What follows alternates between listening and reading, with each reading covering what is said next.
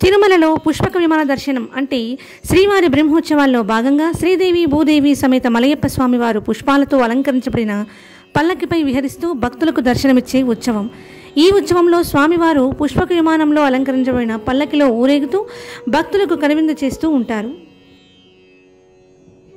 పుష్పక విమాన సేవ యొక్క ప్రాముఖ్యత. పురాణ కథనం ప్రకారం పుష్పక విమానం అనేది రామాయణంలో ఒక ముఖ్యమైన భాగం.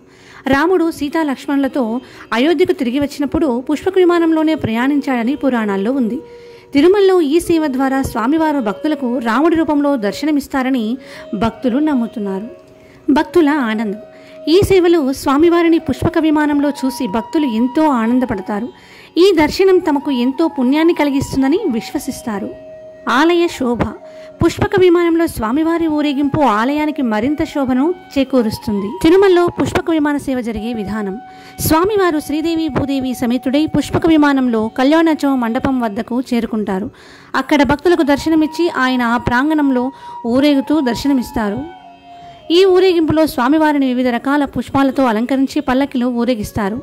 ఈ పుష్పక విమాన సేవ తిరుమల బ్రహ్మోత్సవాల్లో ఒక ముఖ్యమైన భాగంగా భక్తులు స్వామివారి దివ్య దర్శనాన్ని కోరుకుంటారు. స్వామివారి రూపం. ఈ ఉత్సవంలో స్వామివారు శ్రీకృష్ణుడి వేషధారణలో లేదా గోవర్ధనధారి వేషంలో దర్శనమిస్తారు. విమానంలా పల్లకి. ఈ పల్లకిని పుష్పక విమానంలా అలంకరిస్తారు. అంటే పల్లకి చుట్టూ అష్టలక్ష్మి, అష్టనాగులు, తిరునామాలు, గోపురాలు వంటి వాటిని అమరుస్తారు. భక్తుల ఆనందం. ఈ ఉత్సవం భక్తులకు ఎంతో ఆనందాన్ని కలిగిస్తుంది. స్వామివారి దివ్యమంగళ రూపం దర్శనంతో పాటు పుష్పక విమానంలో స్వామివారిని చూసి తరిస్తారు. ఓం నమో వెంకటేశాయ.